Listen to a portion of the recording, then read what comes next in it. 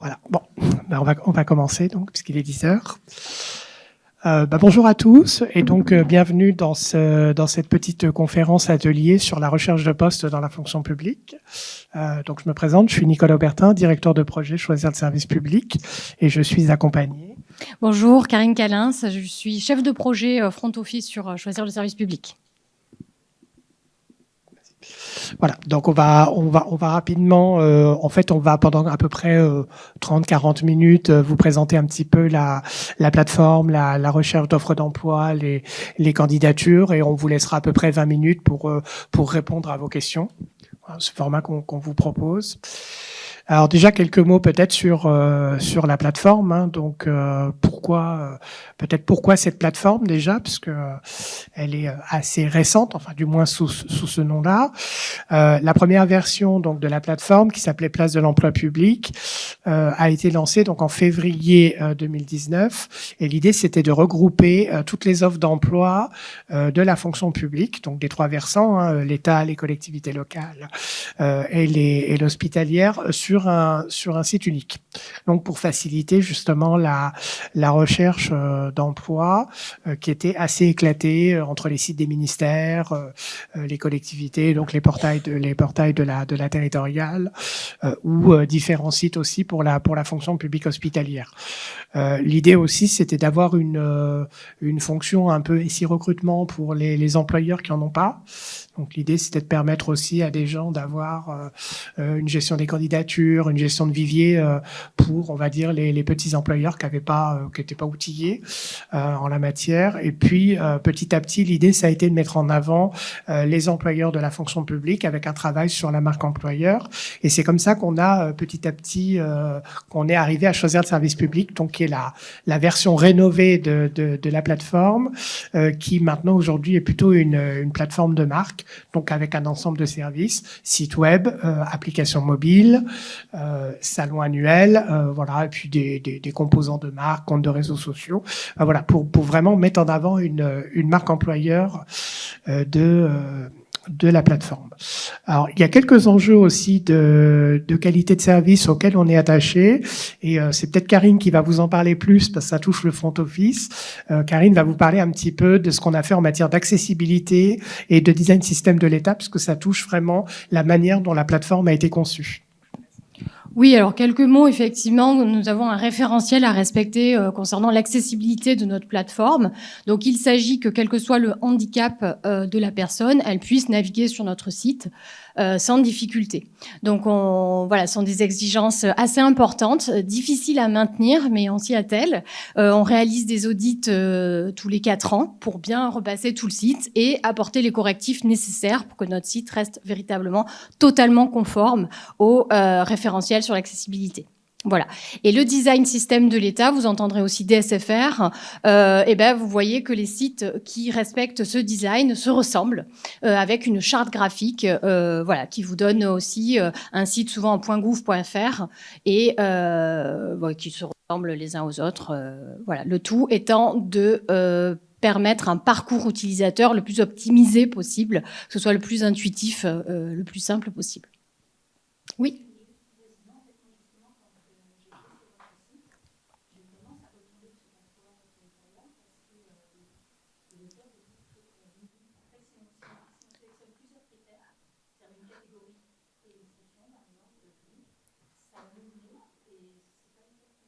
Alors, on pourra en reparler. Alors là, c'est le moteur de recherche qui a fait l'objet d'une refonte récente. Et nous avons intégré un système comme d'intelligence artificielle permettant d'optimiser les recherches et donc d'optimiser les résultats. Le précédent moteur de recherche était trop restrictif et donc la moindre faute d'orthographe, voire faute d'accent, ne permettait pas l'affichage de résultats. C'est aussi pour ça peut-être que parfois c'est un petit peu plus lent. Effectivement, ce n'est pas censé bloquer indéfiniment. Parfois, la petite astuce, c'est soit de changer de navigateur, soit de vider votre cache. Donc, vous videz l'historique et ça permet de relancer la machine de manière beaucoup plus efficace. Donc, n'hésitez pas, pensez-y. On y est confronté aussi. Le moteur de recherche est censé être plus performant que par le passé et l'affichage des résultats aussi. On a aussi ajouté des filtres. On va en reparler peut-être sur les prochains visuels. mais des filtres vous permettant d'identifier les offres selon leur date de publication, pour, si vous le souhaitez, ne voir que les offres les plus récentes. Voilà. Je laisse... En fait, on commence aussi à être un petit peu victime du même effet que les très grosses plateformes d'agrégation d'offres d'emploi. Choisir le service public, c'est aujourd'hui la première plateforme en volume d'offres sur la fonction publique. On diffuse 350 000 offres par an. Donc effectivement, on commence à avoir les mêmes difficultés que France Travail, que LinkedIn ou que Indeed par exemple, c'est-à-dire que comme on agrège un très très grand nombre d'offres d'emploi, forcément les recherches sont plus difficiles. C'est un petit peu le revers de la complétude. Vous avez l'avantage sur notre site d'avoir beaucoup, mais forcément, comme France Travail, c'est très difficile de trouver. Quand on a vraiment une cible très précise, c'est plus dur de trouver parfois que si on va sur le site d'un employeur en particulier où on sait déjà ce qu'on veut. Si l'employeur il a 200 offres, forcément on va trouver beaucoup plus facilement. Là, nous on commence effectivement à entrer dans la cour des grands entre guillemets, des grandes plateformes nationales qui agrègent énormément d'offres. Et on est en constante augmentation puisque on a élargi année après année le socle de diffusion. Donc voilà, on sera sans doute à 400 000 dans un an ou deux. Donc voilà, l'élargissement faisant, on a de plus en plus d'offres à gérer.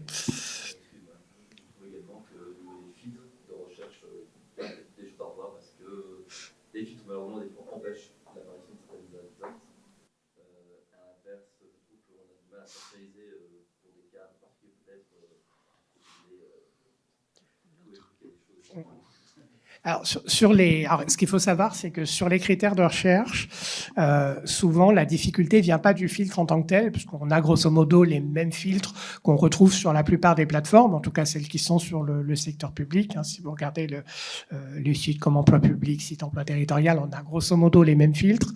La difficulté, c'est que comme on a un très grand nombre d'offres d'emploi, on a aussi plus d'offres mal renseignées par les employeurs qui remplissent pas certains champs, et du coup les filtres. En fait, le filtre fonctionne, mais c'est l'offre qui est mal rédigée. Oui, alors évidemment, la date de fin de publication, effectivement, c'est une difficulté. Les offres périmées, on nous le dit souvent. Bon, quelque part, du point de vue de l'employeur, voilà, quand il est en recherche de quelqu'un, il est pressé de diffuser son offre pour recruter. Une fois que la personne arrive, il est moins pressé pour l'enlever parce que il a trouvé son candidat. Donc voilà, il est moins pressé Donc nous, on essaye de faire la police, mais malheureusement, on a encore des difficultés. Il y a aussi des automatismes qui sont mis en place, qui fonctionnent alors pas toujours très bien parce que il y a des gestionnaires qui sont en retard. Alors ils republient. Bon. Donc on a quand même des difficultés à ce niveau-là. Alors petit à petit, ça s'améliore, mais effectivement, il y a encore du travail.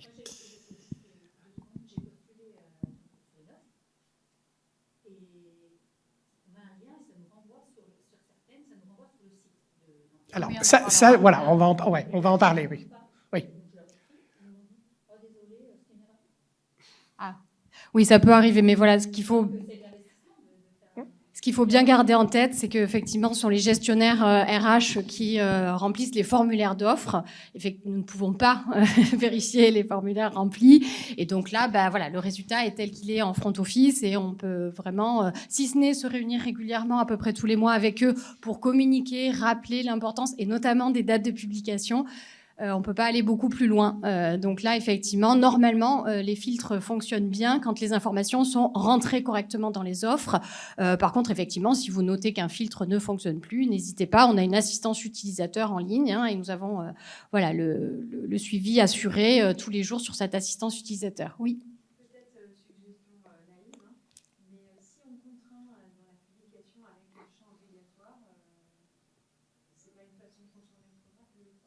Ce n'est pas si simple vu le nombre d'employeurs et les spécificités de chaque organisation. C'est un petit peu difficile de contraindre plus que ce qu'on ne le fait déjà. On a été, si vous voulez, on a fait la version maximale des contraintes. Au-delà de ça, c'est trop compliqué parce que ça ne permettrait pas à certains employeurs de publier leur offre correctement.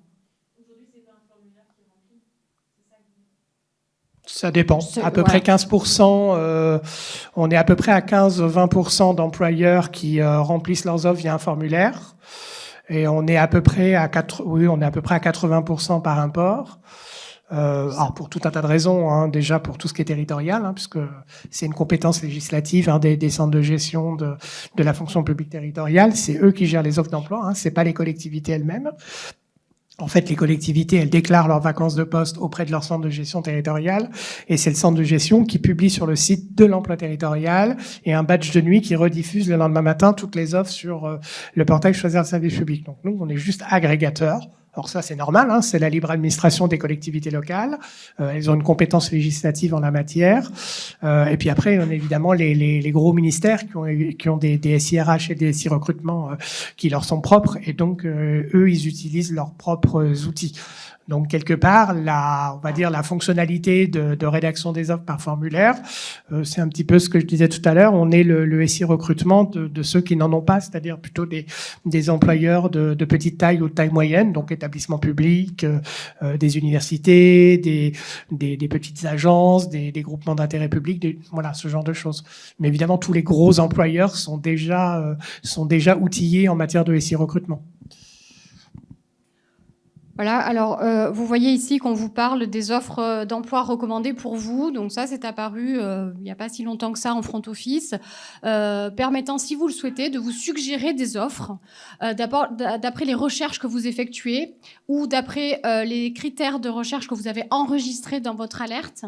Voilà, donc c'est un système qui va, si vous voulez, adapter des offres à vous proposer en fonction de la manière dont vous recherchez les offres sur Choisir le service public. Donc c'est tout en bas de page. Alors je le précise parce que si vous n'allez pas en bas de la page, vous n'allez pas les voir, les offres recommandées pour vous.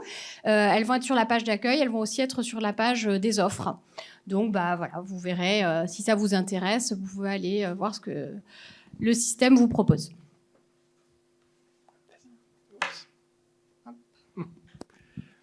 Alors voilà, on évoquait tout à l'heure donc la présence de liens vers des sites de recrutement. Donc le choix des modalités de recrutement est fait par l'employeur, c'est-à-dire que c'est lui qui décide si les candidats doivent candidater dans la plateforme, c'est-à-dire en posant un CV dans l'espace candidat et en déposant sa candidature directement sur CSP.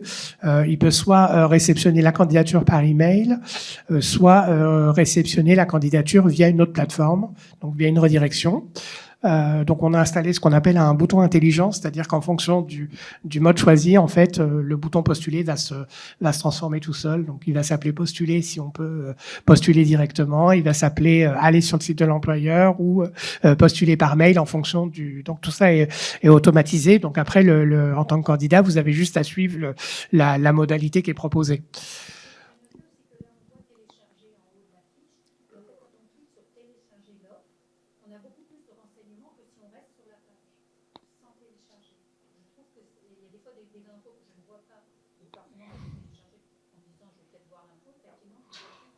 Ça peut arriver encore. Normalement, on corrige quand on nous signale. Exactement. Faudra peut-être qu'on reteste, oui. Oui, bah, merci de nous le signaler. Je vais retester. Ou parfois, c'est des zones qui sont par défaut masquées, voilà, et qui se dépublient au moment où vous téléchargez l'offre. C'est peut-être ça. Mais en tout cas, merci. On vérifiera effectivement. Très bon réflexe de télécharger les offres, surtout si vous candidatez, parce que si vous candidatez, que vous avez une date d'entretien ultérieure après la date de dépublication sur le site, ben vous n'avez plus votre offre d'emploi. Donc n'hésitez pas à télécharger les offres pour lesquelles vous postulez, de façon à les garder vous en local et y avoir accès jusqu'à la date de l'entretien de recrutement. Absolument. Moi, je trouve aussi, j'ai un réflexe, mais tout le monde ne l'a pas. Et donc, nous avons régulièrement des demandes dans l'assistance utilisateur parce que les personnes se retrouvent en difficulté pour préparer leur entretien de recrutement parce qu'elles n'ont plus la fiche de poste. Donc, voilà, vraiment, très bon réflexe de la télécharger. C'est très fréquent. Hein. Moi-même, en tant que recruteur, je vois souvent passer des candidats qui ont vraiment survolé l'offre d'emploi, mais qui n'ont pas compris et qui n'ont plus en tête les éléments. Alors évidemment, il y a des candidats qui ont postulé sur beaucoup d'offres d'emploi, mais c'est vrai que si vous vous présentez à l'entretien et que vous vous trompez d'offre et que vous êtes plus sûr, et pourtant ça arrive, hein, je vois qu'il y en a qui sourient, mais je peux vous dire que j'en ai vu des candidats qui voilà, qui disent ah bah moi je suis intéressé par ça, bah pas de bol, c'était ah bah c'était pas chez nous. Bon, malheureusement ça arrive, donc effectivement ça c'est un conseil quand même qu'on donne à beaucoup de candidats, c'est de bien avoir en tête l'offre et puis de la voir, parce que finalement quelqu'un qui l'a devant lui, même pendant l'entretien, on lui reprochera pas si avec son CV il a l'offre d'emploi, on lui reprochera pas, c'est même des fois plus sécure d'avoir l'offre d'emploi sous les yeux pour pas dire n'importe quoi au recruteur que d'inventer des choses ou de parler d'une autre offre.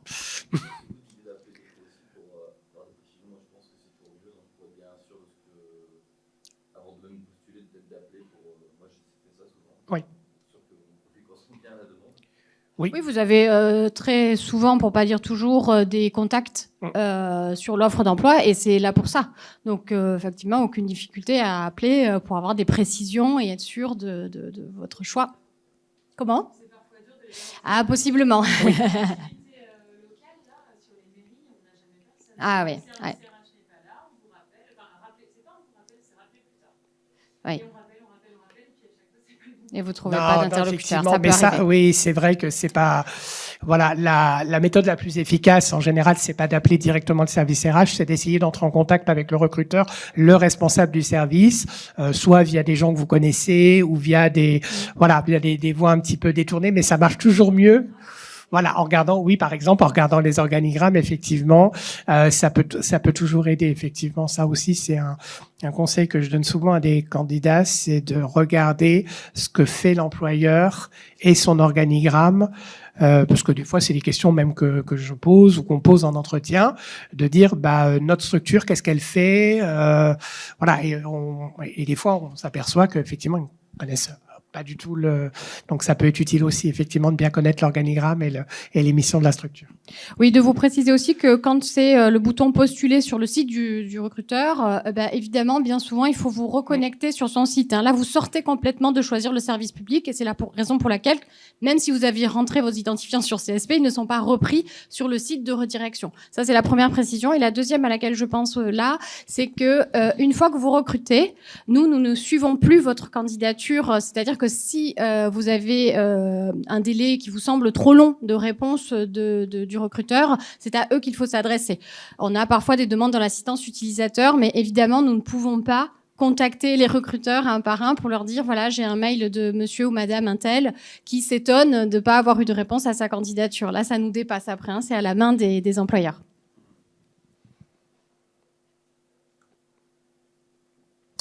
Justement, on va parler un petit peu de l'espace candidat. Donc ça, c'est pour les employeurs qui gèrent leur candidature. Alors, si vous êtes allé un petit peu sur le site et que vous avez déjà déposé des candidatures, vous avez dû voir qu'on a quand même quelques employeurs qui utilisent par défaut choisir le service public parce qu'ils n'ont pas d'autres outils. C'est le cas, donc je disais, des employeurs de taille moyenne, des établissements publics, des structures plus petites, mais également des structures un peu plus grosses, les services du Premier ministre, par exemple. On a quelques services centraux de ministères qui essayent aussi. Donc là, vous avez différents espaces, avec un espace mes candidatures, les offres sauvegardées. Donc pensez à bien remplir votre profil complètement. Ça fait toujours meilleure impression quand le gestionnaire RH il sort le dossier pour le recruteur. Si le profil est complet, c'est toujours mieux que s'il y a juste le CV et puis deux trois infos. Vous avez aussi un petit espace pour mettre votre compte LinkedIn, par exemple. Ça aussi, ça fait toujours bien parce que ça, c'est aussi un réflexe de beaucoup de recruteurs. Maintenant, c'est quand on voit une candidature arriver, on voit le CV et le réflexe, c'est d'aller taper le nom de la personne sur LinkedIn. Donc, si la personne n'y est pas, voilà. Donc, c'est toujours utile également. Et je crois que vous avez aussi la possibilité de mettre un site web. Alors ça, c'est plutôt quand on postule dans la com ou dans l'informatique. C'est toujours bien d'avoir une référence, d'avoir quelque chose. Bon, ça peut aussi être utile à mettre en avant. Donc, bien soigner son profil candidat, c'est très important. Alors, elles sont visibles par les gestionnaires qui utilisent le choisir le service public. Donc, elles peuvent servir par le recruteur, évidemment, qui lui voit tout le processus. Elle peut être aussi pour certains autres employeurs qui vont dans la base pour faire du sourcing, par exemple. Et donc, du coup, vous pouvez être appelé par un autre employeur qui aurait repéré votre CV, parce que Alors, c'est pas vraiment un LinkedIn parce que ça marche pas comme un réseau social, mais c'est un pot commun, voilà, avec beaucoup de CV, oui.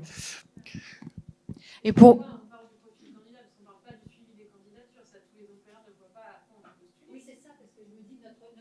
Oui, non, ils voient pas les processus, mais ils voient les CV, oui. Oui, ça, oui, ils voient créer le compte, oui. Alors, on a des segmentations qui sont un peu compliquées, mais non, normalement, quand vous arrivez dans l'espace du candidat, vous voyez pas les processus de tout le monde. Mais par contre, vous voyez les CV en base. Ouais.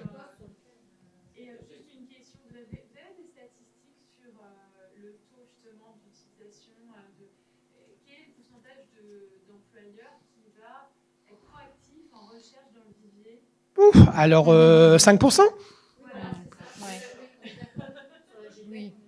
Ah non, mais c'est pas un outil de GPEC. Hein. Choisir le service public, c'est... Oui, mais alors ça, non, déjà, bon, la GPEC dans la fonction publique, c'est pas encore rentré dans les mœurs. Hein. C'est quelque chose d'encore assez théorique. Hein. La GPEC, ça supposerait déjà d'avoir des référentiels normés. Alors, on a un référentiel des métiers de la fonction publique, mais qui est quand même assez récent. On aura bientôt un référentiel des compétences de la fonction publique, mais il n'a pas encore été édité. Donc, vous voyez, on en est encore loin de faire de la GPEC. On a déjà quelques...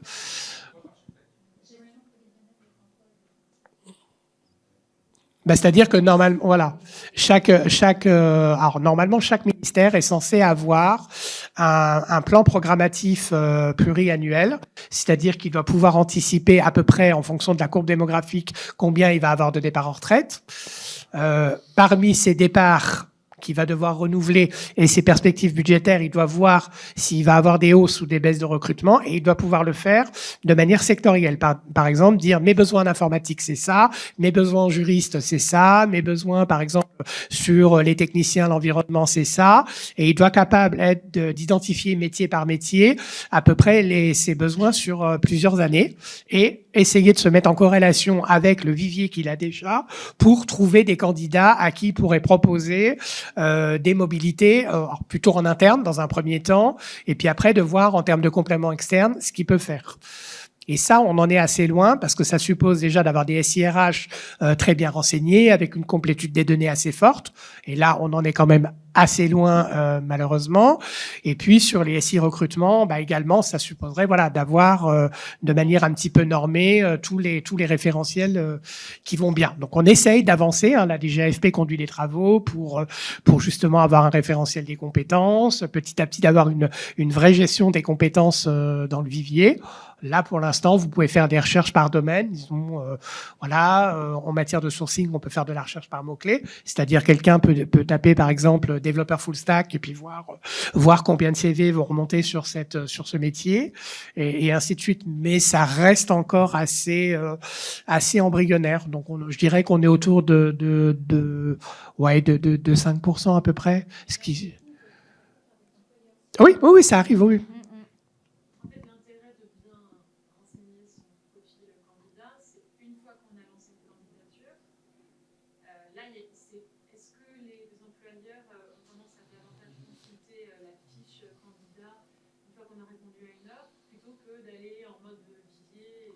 Non, ça, il n'y a pas de différence. Non, il n'y a pas de différence.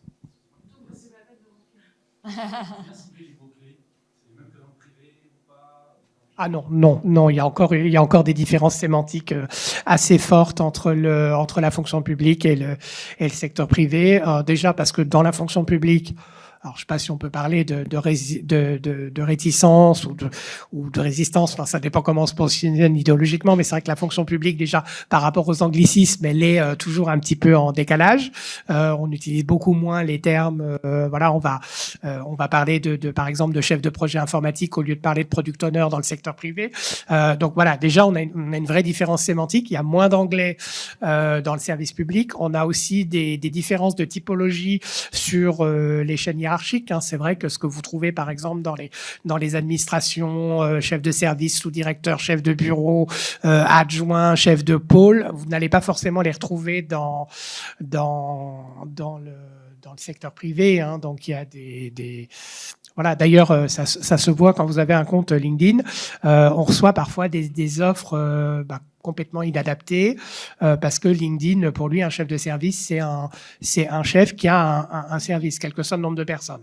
Quand vous êtes dans une administration centrale, le chef de service, il est tout en haut de la chaîne hiérarchique. Bon, ça, typiquement, les outils du privé font pas la différence. Donc voilà. Non, il y a vraiment des terminologies qu'on retrouve pas dans le privé, hein, je crois. Ah oui, confirmé. Même dans la fonction publique, comme dit mon collègue, voilà, le terme chef de service ne veut pas dire la même chose selon l'organisation dans laquelle vous vous trouvez.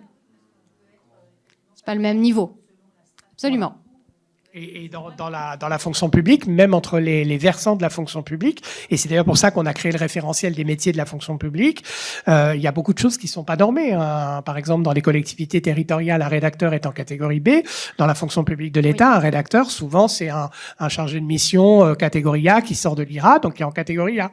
Donc, vous voyez, parfois, à partir du même mot, on a des sémantiques un petit peu différentes.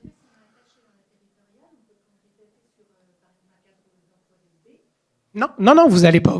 Si vous êtes par exemple attaché territorial, vous êtes normalement au-dessus du rédacteur parce que le rédacteur il est B, mais vous pouvez être attaché d'administration centrale, mais sur un poste de rédacteur parce que le rédacteur il renvoie une fonction dans les bureaux juridiques par exemple, le rédacteur souvent c'est des catégories A. Donc vous voyez c'est des petites différences sémantiques, alors que petit à petit la DGFP essaye d'harmoniser, mais voilà ça prend du temps. Et vous avez donc la possibilité de créer, vous voyez, Mon Alerte. Cette fonctionnalité vous permet d'enregistrer vos critères par défaut quant au poste qui vous intéresse. Et vous recevez à la suite des notifications par mail des offres correspondant à votre alerte. Et cette alerte permet aussi de tout à l'heure on parlait des offres recommandées qui apparaissent en bas de page de l'accueil et de la rubrique offres.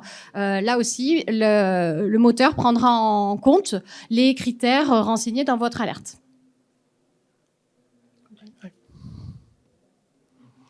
Alors ensuite, on a également donc des différents parcours vers l'emploi, parce que nous on propose, parce que historiquement on proposait des offres d'emploi sur la place de l'emploi public à l'époque. Maintenant avec Choisir un service public, on a une couverture un peu plus large, mais qui reste essentiellement sur des renvois vers différents sites. Donc vous avez d'autres rubriques quand même. Alors on a créé on va dire une rubrique introductive sur les concours. On vous met les 3 liens vers les différents sites de concours pour renvoyer, parce qu'effectivement pour l'instant il n'y a pas d'agrégation des concours au niveau national, c'est-à-dire que les concours de l'État sont sur un portail, pas toujours très complet, donc parfois il vaut mieux aller sur les sites des ministères, c'est plus complet. Il y a un portail des concours de la territoriale, alors pour le coup qui est assez complet, parce que comme c'est les centres de gestion qui organisent les concours et pas les collectivités, ils agrègent globalement tout. Alors sauf la mairie de Paris, vaut mieux aller sur leur site parce que la mairie de Paris se voit pas comme une collectivité. Bon, elle en est une, mais pas vraiment. Voilà. Donc, en général, leurs concours sont un peu à part. Et puis, les concours de l'hospitalière également sont plutôt pas trop mal agrégés sur les portails des agences régionales de santé. Donc, ça, vous pouvez les retrouver. Donc, sur CSP, vous avez une page avec les 3 liens vers ces différentes plateformes. On a également un lien vers la place de l'apprentissage et des stages qui agrège donc tout ce qui est offre de stage, d'apprentissage, essentiellement pour l'État. On n'a pas une bonne agrégation de l'hospitalière et de la territoriale, donc c'est plutôt orienté État, et on ne fait pas d'alternance, enfin on ne fait pas on fait que de l'apprentissage. Pardon, excusez-moi. Voilà, et puis une petite page aussi pour les prépa talents, qui sont des dispositifs d'aide à la préparation des concours.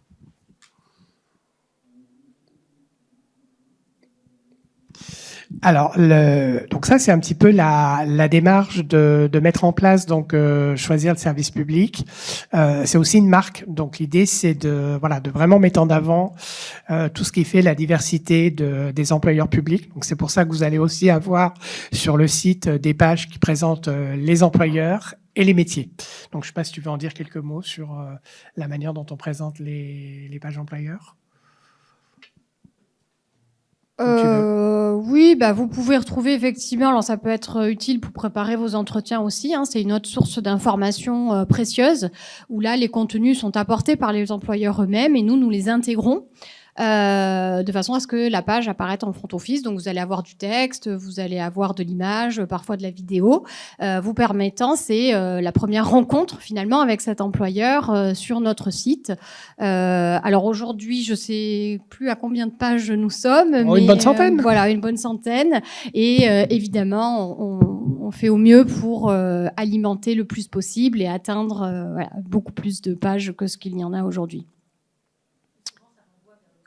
Vous avez aussi les liens, tout à fait, voilà, vers le site de l'employeur pour vous aller rechercher plus d'informations si vous le souhaitez, voir les organigrammes dont on parlait tout à l'heure, obtenir les contacts utiles, voilà.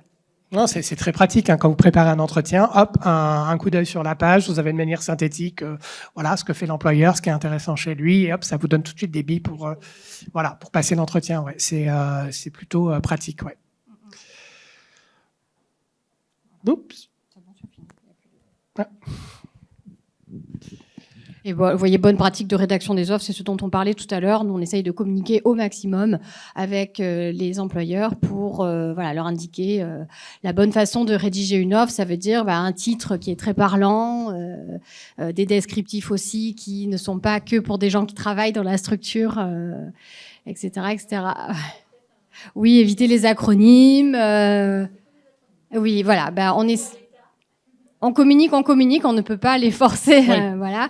Nous, on essaie de relayer les informations que nous recevons aussi de la part des candidats qui parfois, effectivement, ont beaucoup de mal à comprendre les offres d'emploi, sauf ceux dans la... Exactement. Oui. Mais je parle... Moi, je viens de la justice. Hein. J'ai passé beaucoup d'années à la justice et quand j'ai intégré... la DGFP, la Direction Générale de l'Administration et de la Fonction Publique, là aussi, des acronymes qui voulaient dire quelque chose à la justice veulent dire tout à fait autre chose dans cette organisation. Donc, si on fait un effort collectivement pour être compris, et même dans les mails, attention. Voilà.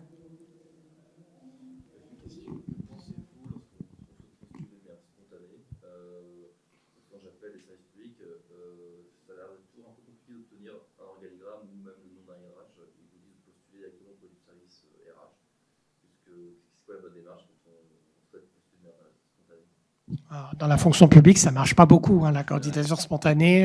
Non, c'est vraiment pas quelque chose qui est dans les pratiques. Hein. Donc nous, c'est même pas, voilà, il y a même pas de parcours prévu sur choisir le service public pour le faire, parce que non, normalement, le principe, c'est on postule sur une offre ouverte. Non, c'est très, surtout que bon, souvent, chez les gros employeurs, c'est très cadré budgétairement l'ouverture des postes.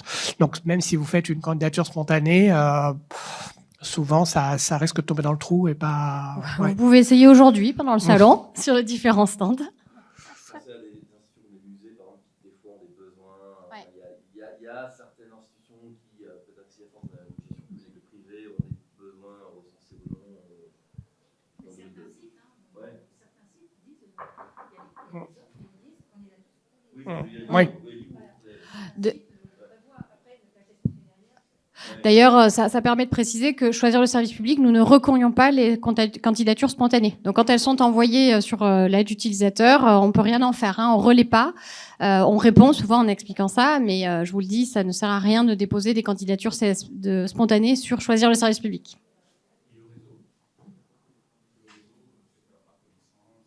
Oui, ça, que vous soyez dans le privé ou dans le public, ça, c'est ce qui marche le mieux. Oui, c'est toujours ce qui marche le mieux. Hein. Ça, y a pas là-dessus, il n'y a pas vraiment de différence entre le public et le privé. Hein. Non, bien sûr, ça, c'est voilà, ça fonctionne toujours bien. Hein. C'est ça là-dessus, pas de miracle. Hein.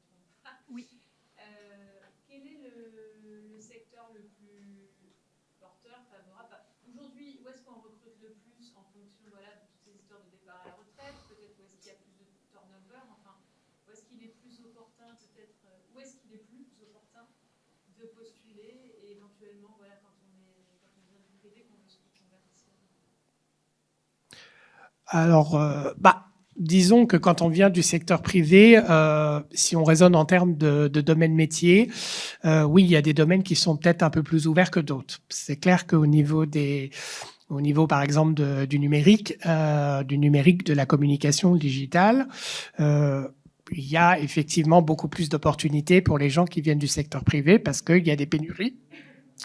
Il y a des pénuries en termes de compétences sur lesquelles forcément il n'y a pas dans les corps de fonctionnaires souvent pour pourvoir. À l'inverse, si vous allez sur des postes de juristes où chaque année il y a les sorties d'IRA qui postulent sur ces postes-là, il y a beaucoup de gens qui ont fait droit et qui après passent les concours, forcément c'est moins ouvert.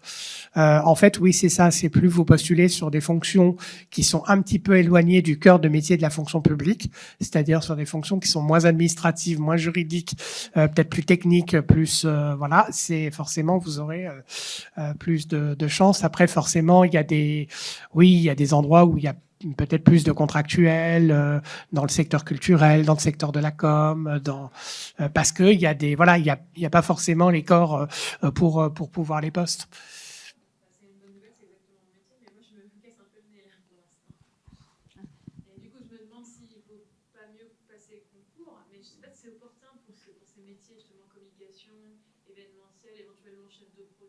Communication événementielle, clairement, il n'y a pas de corps spécifique.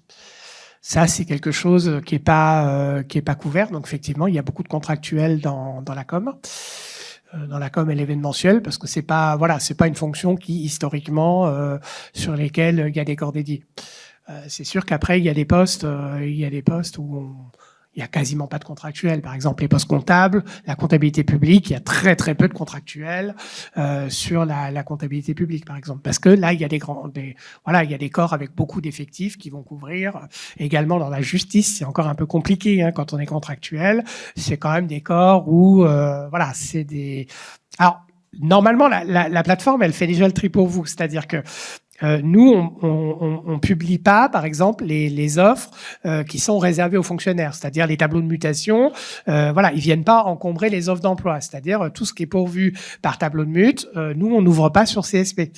Nous, on ouvre ce qui est ouvert à la fois aux fonctionnaires en mobilité et aux contractuels. Donc, on fait déjà un peu le tri en amont pour les candidats. Donc, ça veut dire que nous, les offres qui sont ouvertes. Alors après, il y a quelques services des fois qui ont une pratique un peu pas toujours conforme, mais on le leur dit. Mais en principe, c'est ouvert aux contractuels. Alors, il y a un filtre parce qu'effectivement, il y a quelques offres, notamment pour la police municipale, où c'est marqué lauréat d'un concours territorial. Donc là, on voit la spécificité. Mais en dehors de ça, oui, les offres sont ouvertes aux contractuels. Puis après, il y a toutes les offres d'emploi temporaires, où là, ça va être que des contractuels.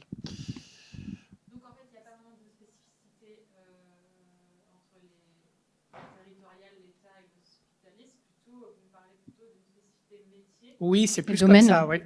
Communication et numérique, c'est vraiment les deux domaines en avant sur les contractuels, et même à la justice où il y a peu de contractuels, c'est des domaines dans lesquels nous avons des contractuels. Je note aussi que, par exemple, dans les juridictions, vous allez avoir peu de contractuels, mais vous allez en avoir un petit peu plus en centrale. Vous voyez, selon les organisations aussi, nous aussi, on le voit, même sur les postes de juristes, on peut avoir des collègues contractuels. Donc, voilà.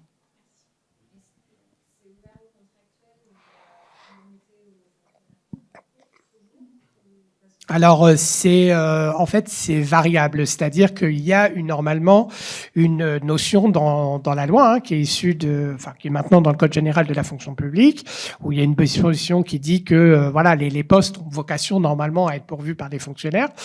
Après, la doctrine qui en est tirée par les employeurs publics, elle est assez différente d'un employeur à l'autre. C'est-à-dire qu'il y a des employeurs, effectivement, qui ont la réputation de prendre ça strictement au pied de la lettre et qui vont dire non, mais le fonctionnaire, il est prioritaire, il faut absolument prendre un fonctionnaire, quitte à prendre quelqu'un de moins bon que d'aller prendre un contractuel. Et après, il y a d'autres employeurs qui ont une approche plus souple et plus pragmatique, et eux, ils vont prendre le candidat qui va bien, qui soit parce que il y a des recruteurs qui s'en foutent en fait. Eux, ils veulent quelqu'un de compétent, qui soit contractuel ou fonctionnaire. Il y a des recruteurs, voilà. Mais après, ça dépend ça dépend de comment on recrute. Ça dépend aussi de beaucoup, dans les ministères notamment, de la manière dont est conduit le dialogue social. Là où il y a des syndicats qui sont très vigilants sur la priorité d'emploi des fonctionnaires, forcément, il y aura une pression de la RH pour prioriser les fonctionnaires. Et puis peut-être dans d'autres structures où peut-être que les syndicats sont moins présents ou moins attachés à ça, forcément les pratiques vont être un petit peu différentes. Et ça, nous, effectivement, on le voit depuis CSP. Oui, les pratiques sont très très différentes.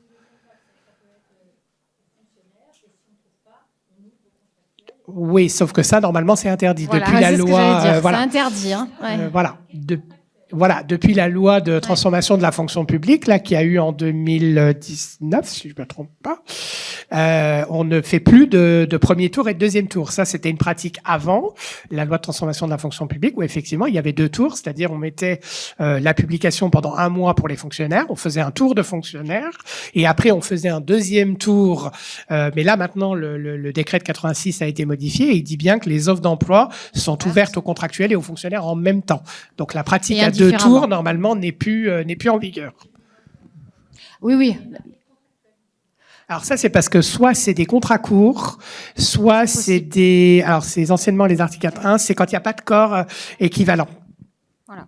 Il ne peut pas y avoir de fonctionnaires parce qu'il n'y a pas de concours dédié.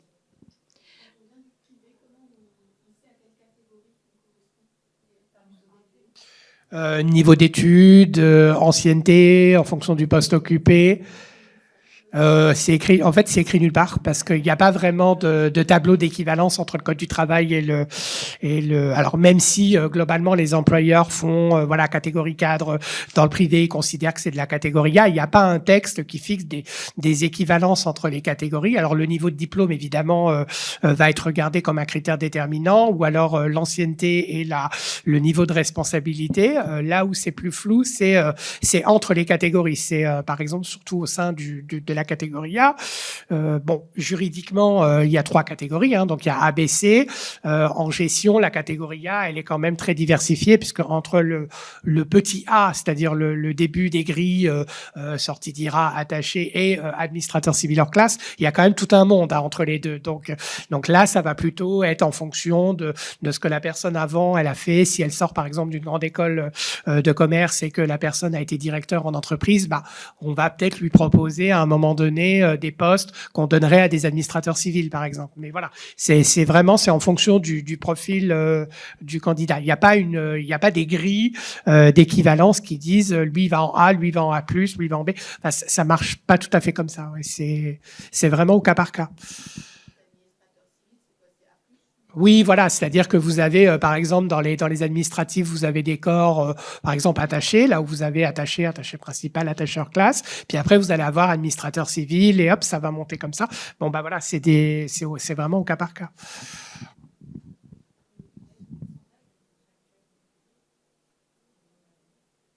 Je crois qu'on était à... Alors, on doit à peu près avoir, grosso modo, c'est 1/4 de la fonction publique qui est contractuelle. Après, c'est difficile à dire parce que d'un employeur à l'autre, ça bouge beaucoup. Ça bouge beaucoup, oui.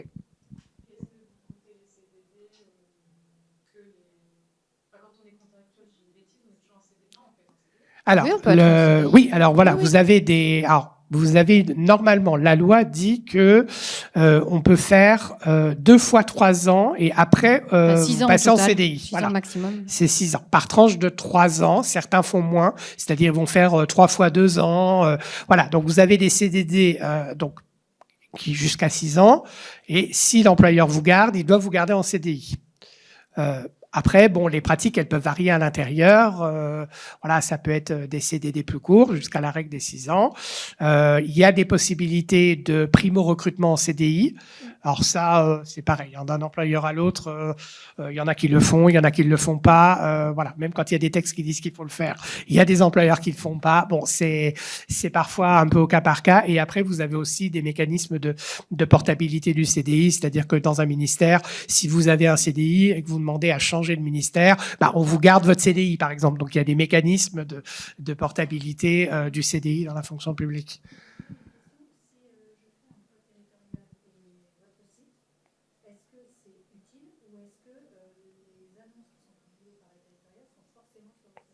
Alors, les annonces qui sont publiées sur Emploi territorial sont reprises chez nous. Alors, systématiquement, alors si vous allez en louper, mais souvent c'est des offres qui rentrent dans des critères juridiques un petit peu dérogatoires. Par exemple, le portail de la territoriale maintenant passe des stages ou des apprentissages. Ça, on va pas les récupérer. Mais tout ce qui est emploi, normalement, alors sauf petit bug parce que ça peut arriver des fois qu'il y ait des petits problèmes de paramétrage, mais on les corrige. Normalement, oui, on est complet. Oui. Oui, c'est l'intérêt de la plateforme Oui. Choisir le service public. Puisque nous, c'est ça, normalement, c'est on agrège d'agréger, tout. Donc, on est même censé en avoir plus, puisqu'on a même par un temps la mairie de Paris qui déposait pas ses offres sur le site de l'emploi territorial, mais qui les mettait chez nous directement sur la plateforme. Donc, parfois, on en avait plus. Voilà. Parfois, on en a eu moins quand il y a eu des changements de périmètre. Mais globalement, on est censé toutes les avoir, puisqu'on est la plateforme officielle. Oh, ça peut. Alors, oui. Alors, il peut arriver que vous ne trouviez pas les offres du jour, parce que comme c'est un badge de nuit, effectivement, les offres du jour vont arriver le lendemain matin. Voilà. Elles sont, oui, quand par exemple un centre de gestion met son offre en milieu de journée, bah forcément, nous, on va la voir que le lendemain matin. Ça, effectivement, il y a un petit délai. Mais c'est normal. Hein, c'est un badge de nuit. Donc nous, on agrège le lendemain matin.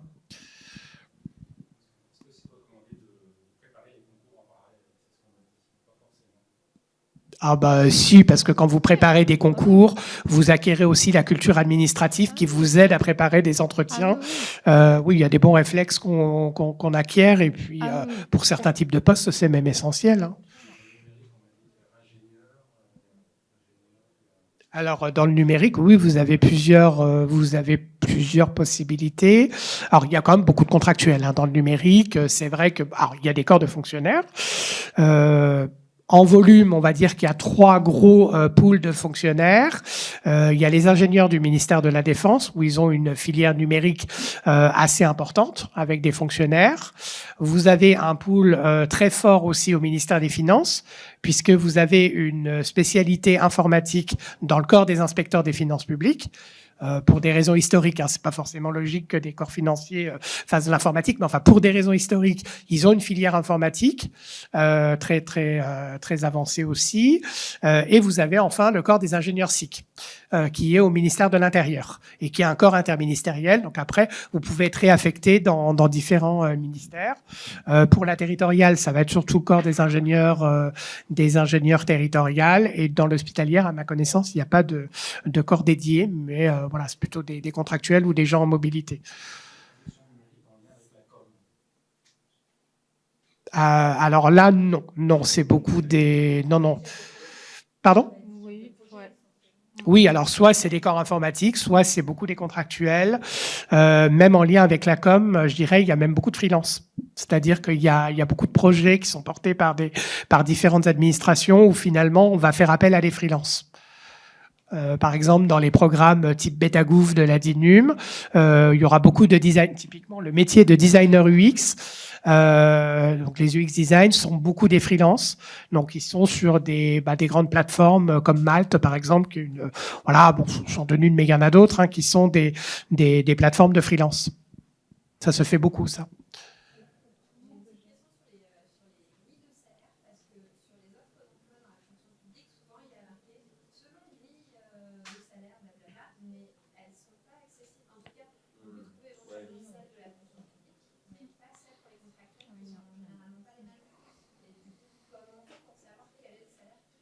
Eh ben, on ne sait pas.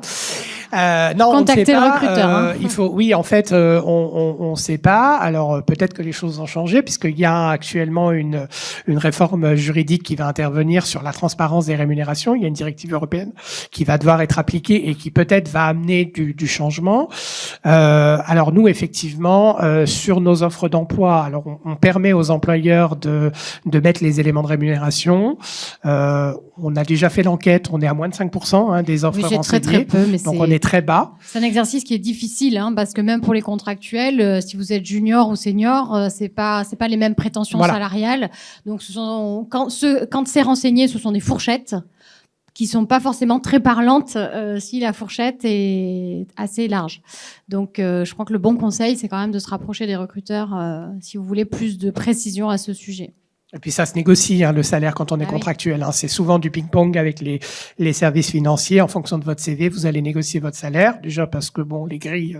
Alors il y a des grilles dans certains ministères, mais enfin elles sont appliquées un peu au cas par cas aussi. Et c'est vrai que même dans les 5% des offres où il y a quelque chose de renseigné, je dirais que celle où il y a quelque chose d'utile et de précis, là on tombe vraiment très très bas. Ah oui, oui, oui. Non, c'est pas encore rentré dans la culture administrative, déjà parce que c'est compliqué, parce qu'il y a beaucoup de régimes différents. Il y a des employeurs qui essayent d'aligner avec les fonctionnaires, d'autres qui font vraiment des grilles ad hoc qu'ils ont négociées. Il y a aussi parfois des textes interministériels qui viennent se superposer. Je pense au référentiel des rémunérations du numérique, qui a été établi par la DINU, mais qui est censé s'appliquer à toute la fonction publique d'État et qui ne l'est pas toujours. Enfin voilà, tout ça prend du temps. Donc non, il y a encore il y a encore tout un travail de transparence à construire, et donc peut-être que ce sera l'objet justement de cette réforme où effectivement les employeurs sont parfois un peu démunis aussi eux-mêmes par rapport à ça. Moi, j'avais une question, c'est sur votre site, comment gérer, comment approcher, on va dire, la recherche de l'offre, doublée d'un changement de fonction publique. C'est-à-dire que si, par exemple, je suis à la territoriale, je vais à l'État, comment je peux cibler les offres qui vont le plus correspondre, sachant qu'on a c'est pas homogène, on a des disparités, on disait, un attaché à la territoriale ne fait pas forcément les mêmes missions qu'un attaché à l'État. Donc comment on intègre des éléments de recherche pour être pertinent sur le réseau? Je ne sais pas s'il y a des critères, c'est un peu vraiment au cas par cas en fonction du parcours de chacun. Et Ouais, oui, voilà. Après, il faut regarder par équivalence quand même de même niveau, puisque quand on est en détachement, par exemple, d'une fonction publique à une autre, on est détaché dans la même catégorie. Après, oui, il n'y a pas de règle, c'est vraiment au cas par cas. Oui, vous pouvez filtrer sur la catégorie, vous pouvez filtrer le versant, les structures, et vous pouvez aussi utiliser le moteur de recherche pour mettre des mots-clés. Parce que notre moteur de recherche va évidemment commencer par chercher dans le titre de l'offre. Donc là, si le mot, il va vous faire apparaître les offres dans lesquelles votre mot-clé apparaît dans le titre, et ensuite il va aller chercher dans tout le contenu de l'offre. Et exactement. Voilà. Donc vous pouvez combiner un peu. Non. Ouais. Voilà. De toute façon, non. Après, c'est vraiment au cas par cas. La place Alors, peut-être quelque chose qu'on n'a pas dit qui pourrait vous être utile, parce que c'est vrai qu'on le dit souvent, donc choisir le service public, on agrège toutes les offres d'emploi. Il y a quand même un certain nombre de dérogations, notamment les offres qui sont pas ouvertes aux contractuels. Il y a d'autres offres qu'on n'a pas et qui peuvent intéresser les personnes, notamment qui viennent du secteur privé. C'est les offres d'emploi de droit privé des employeurs publics, parce qu'il faut savoir qu'il y a des employeurs publics qui recrutent aussi sous le régime du droit du travail. Et donc, pour des raisons de périmètre juridique, nous, on ne les gère pas.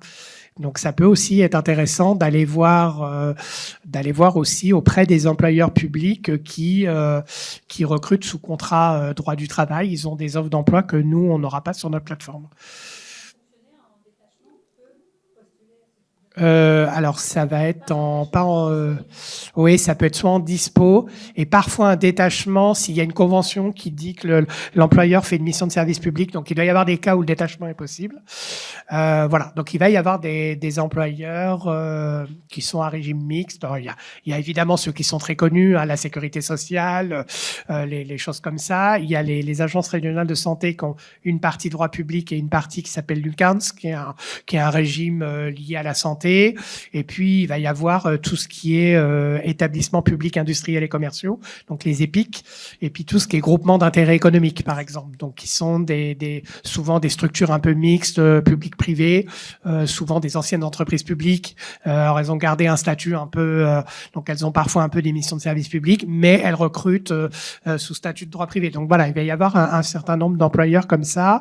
Alors voilà, donc nous, on n'a pas leurs offres d'emploi, parce que ce sont des offres d'emploi qui sont régies par le droit du travail, et donc où il y aura des contrats de droit privé là pour le coup, mais qui peuvent être dans le service public. Alors c'est un peu la particularité de. Alors, il y en a, oui. Il peut y avoir des groupements d'entreprises publiques et privées. Et puis, il peut y avoir des structures un peu ad hoc. Oui, par exemple, oui. Alors, elles sont sur le site de chaque entité et elles sont prises à France Travail aussi.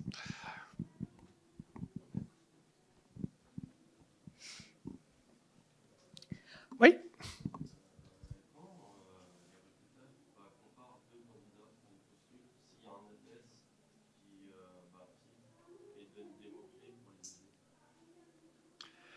Alors déjà, dans le public, il y a peu d'ATS qui font du tri de candidature par IA. Hein, ça, c'est encore balbutiant. Alors, je sais qu'il y a quelques entreprises qui commencent à proposer de pré-trier les candidatures. Alors, sur CSP, nous, on l'a pas installé. Donc déjà, nous, on le propose pas. La plupart des ATS le proposent pas non plus. Donc non, pour l'instant, le tri, il est encore fait. Pas très répandu ouais. et pour pas dire pas du tout dans la fonction publique à ce jour. On en est encore loin. C'est l'humain qui traite les candidatures, qui désigne et les filtre. Et souvent, ça se fait en deux phases, c'est-à-dire que le gestionnaire RH, il regarde si vous remplissez les conditions, on va dire, administratives statutaires, si vous êtes dans la bonne catégorie, si vous avez le droit de postuler sur le poste, voilà. Et puis après, souvent, c'est le recruteur. Hein, puis après, ça se passe comme n'importe quel processus de recrutement. Voilà, on regarde les CV, on compare et on dit, voilà, c'est celui-là. Puis c'est... Donc non, il n'y a pas encore de règles automatiques là-dessus. L'IA n'est pas encore à un stade suffisamment élaboré pour pouvoir se déployer. Alors, il y en a qui réfléchissent. Hein. On ne va pas vous cacher que dans les prochaines années, évidemment, ça va venir parce que il y a une demande, il y a des employeurs publics que ça intéresse de travailler là-dessus. Donc la demande commence à apparaître, mais on n'en est pas là. On va devoir laisser la place oui, à nos collègues de la prochaine conférence. Merci à vous. Merci beaucoup. Et bonne journée.